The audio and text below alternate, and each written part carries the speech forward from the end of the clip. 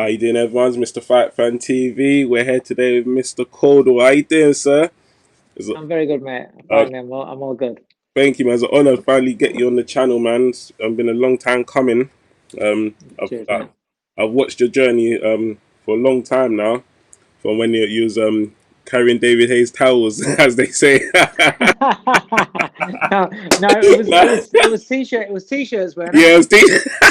Yeah, no, I'm joking, mate. I know you're more important in the game than that. I don't know.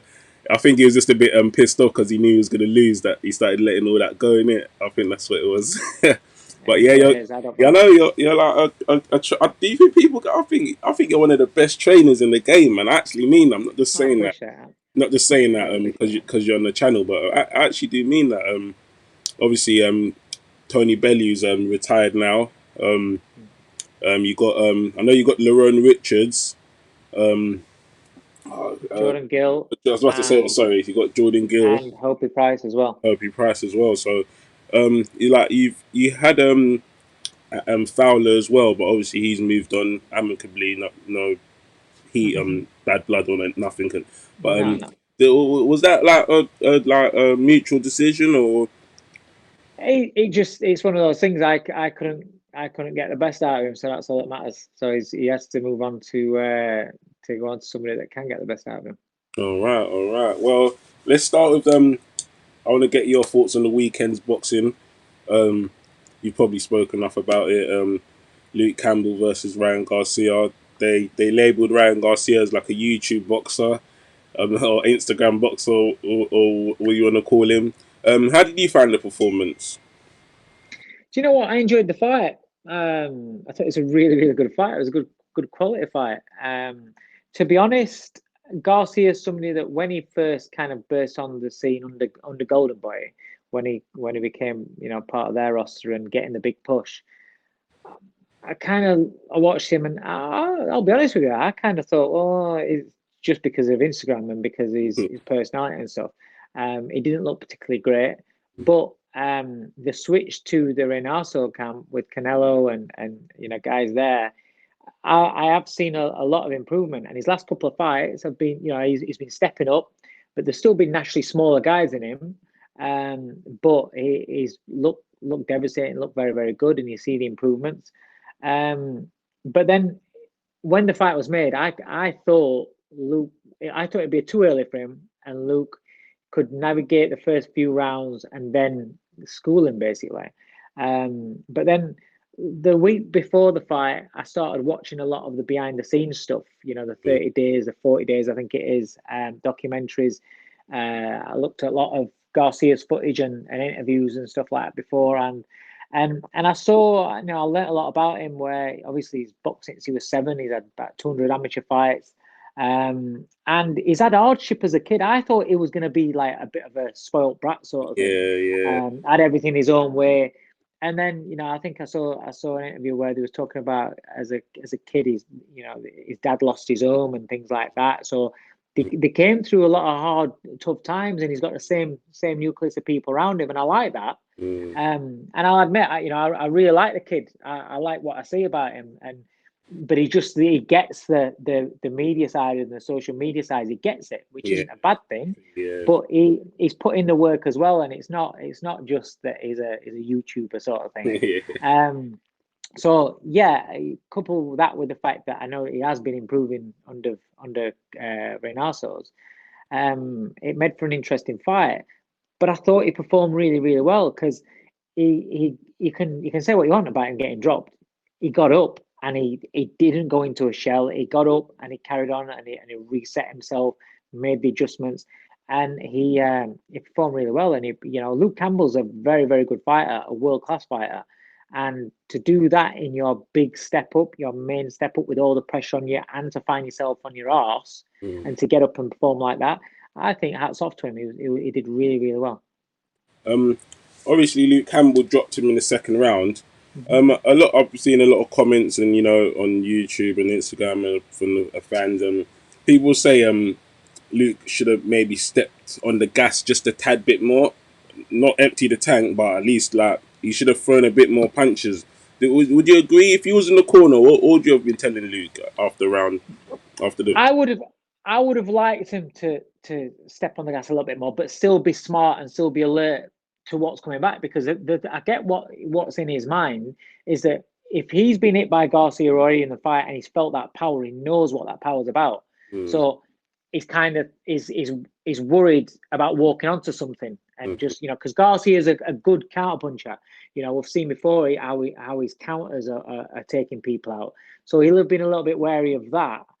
But having said that, you've got that moment there, and you need to just turn the screw a little bit and try and get him out of there.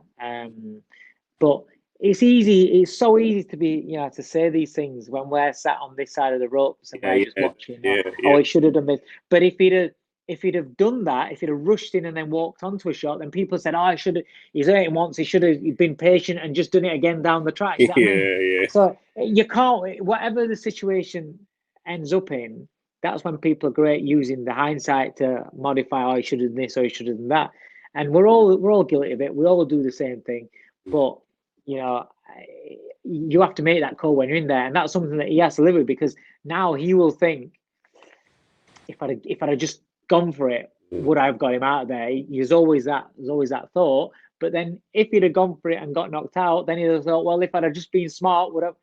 So it's very difficult, mate, and that's the difference between winning and losing sometimes. You know what I mean? He got stopped by a thudding body shot in the seventh. I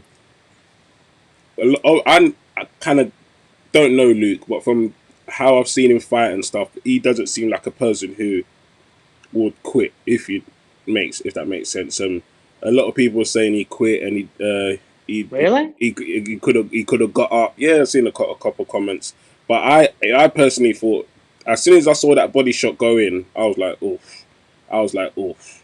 And then, like, do you know the problem with body shots?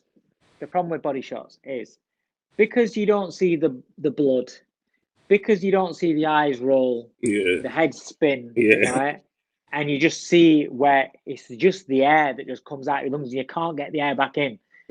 When you've been hit with that shot, when it's done right, it's lethal. There is no coming back from it. And people, because they look at it and just think, what?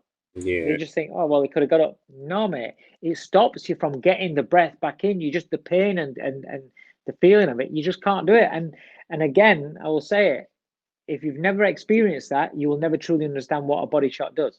Yeah, I'm hoping I don't experience forever, but yeah. But so where do we see Luke going from here?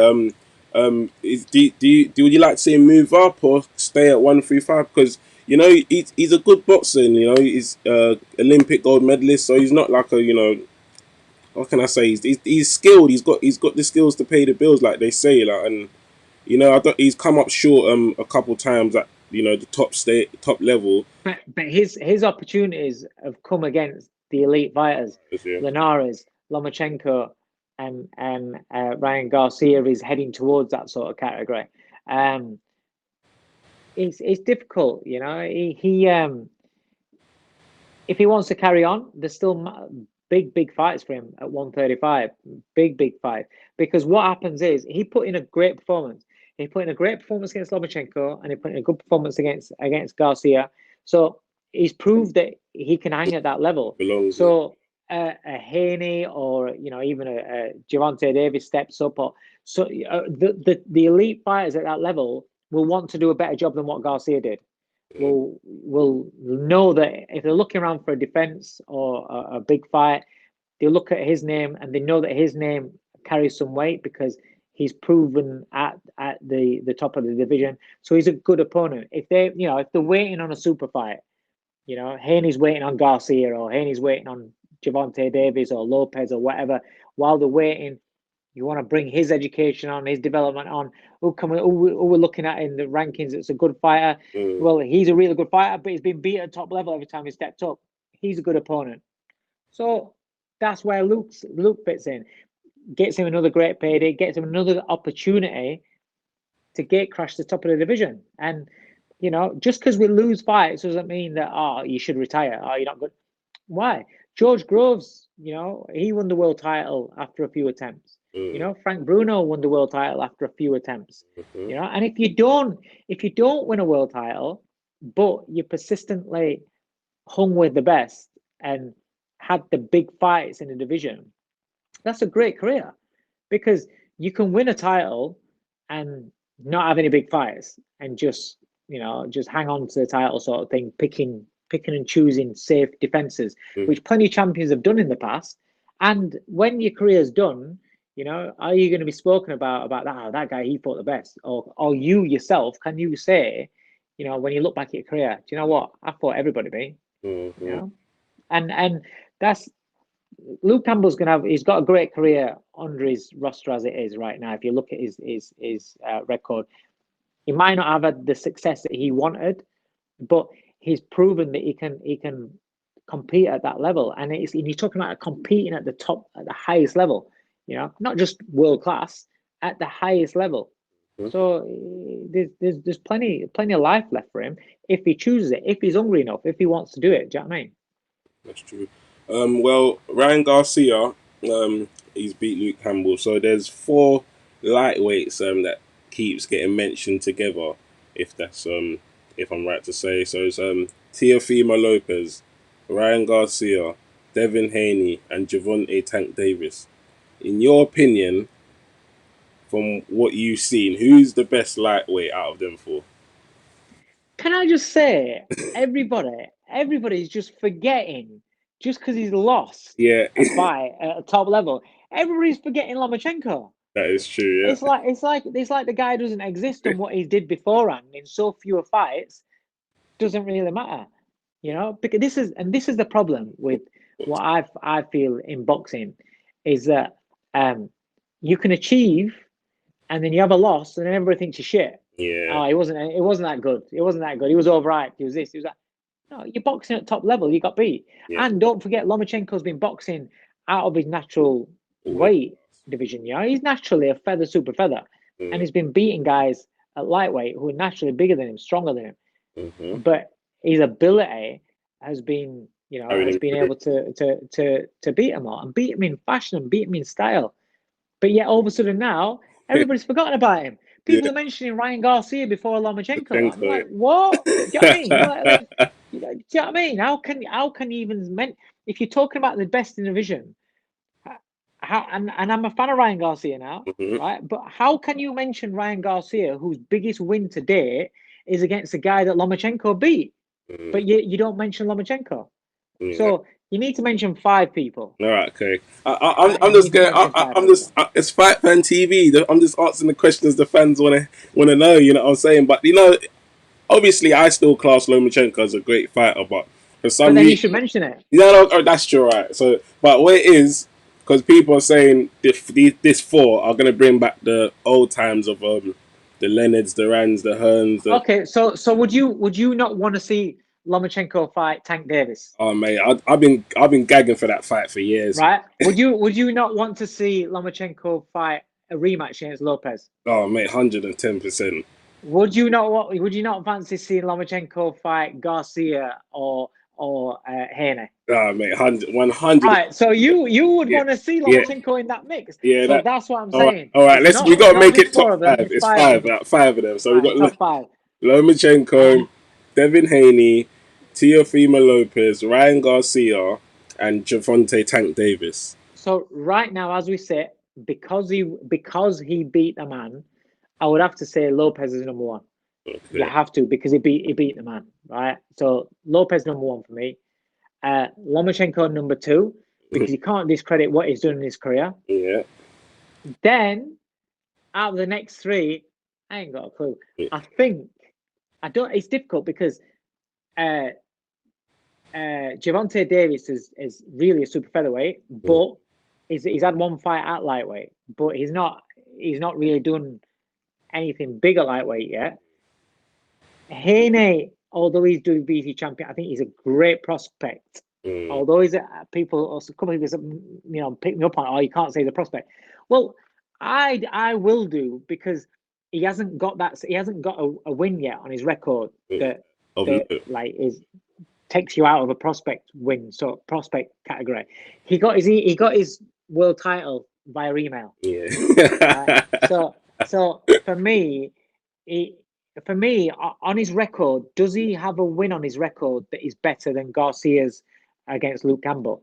No, I don't think so. I can't think off the top of my head that he's got a better win. But I'm a fan of Devin Haney. I've seen Devin Haney spar in the wild card when I was over there with Hopi Price and Jordan Gill. And that's when I became a believer, because I seen him live and I thought, this boy's good and he's young and he's developing and he's going to be very, very good. But right now, has he got that win on his record that takes him out of prospect? I still say he's a prospect. So him and Garcia is a really good fight. Really, really good fight. Garcia seems to have got that power and that speed that is going to be a problem for anybody. But that's the fight that I'd like to see right now. Garcia against Haney. Let's see who's the best kid coming through out of those, and then the rest mix up. So I 1 and 2 are clear for me, but 3, 4, and 5. I think Tank knocks out Garcia right now. Don't get me wrong. I think Garcia is improving, but I think Tank knocks out Garcia, and I think Haney and Garcia is a toss up right now. All right. Cause obviously I was seeing on Twitter, apparently the deal the fight between Tank Davis and Ryan Garcia has apparently already been made.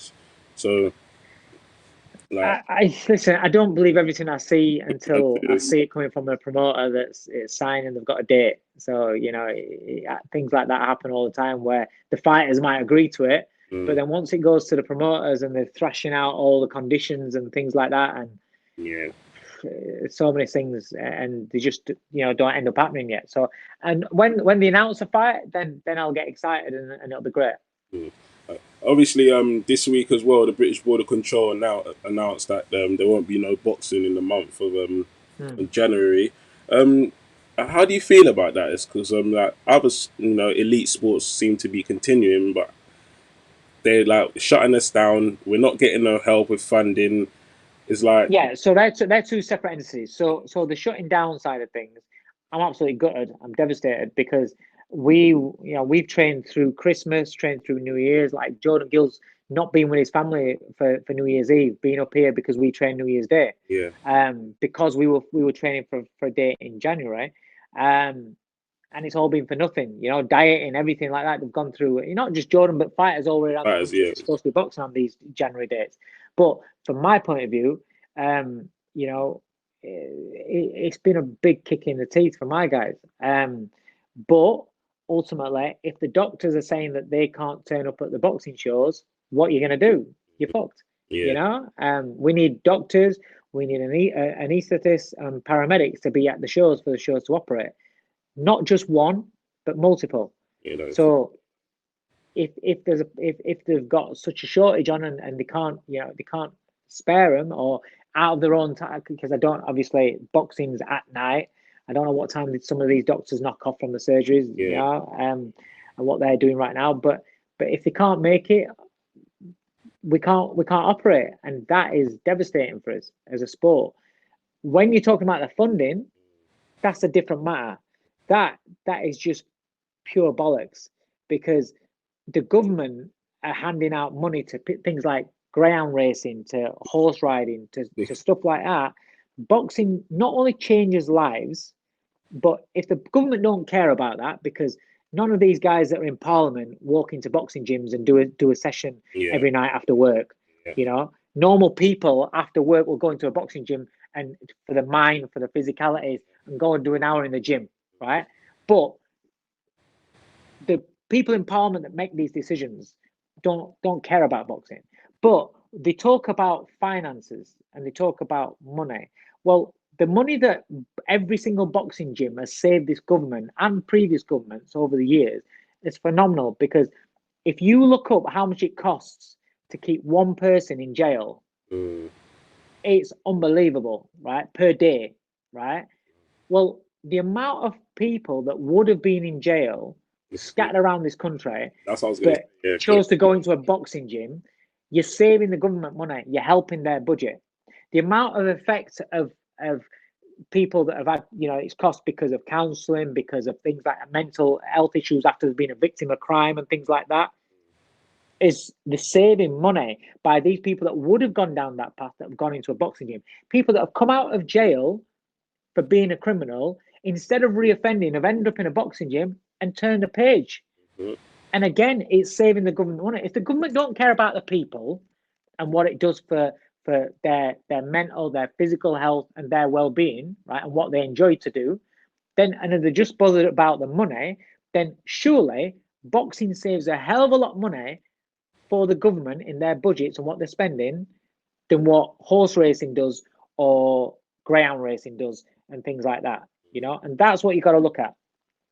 I know because like you're saying, there's a lot of kids in and around. They're not going to their local stable, or they're not going to get a horse. It's No, like not they're at going all.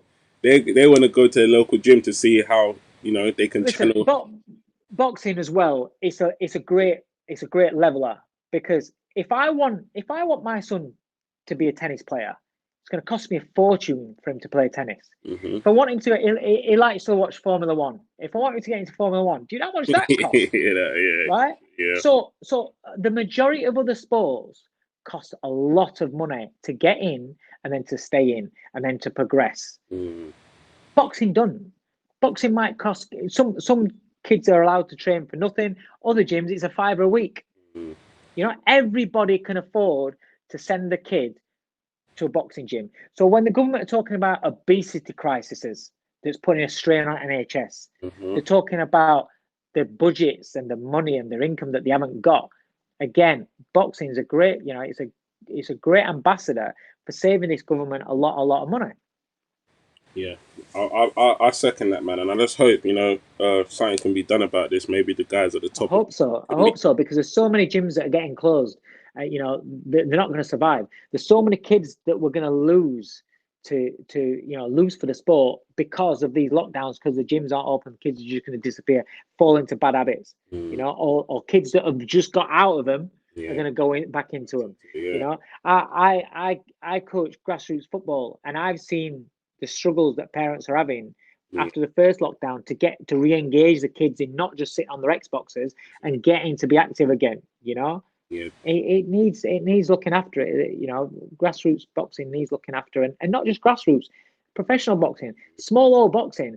If you're a small old fighter, you're screwed because you can't earn a living. You can't make no money.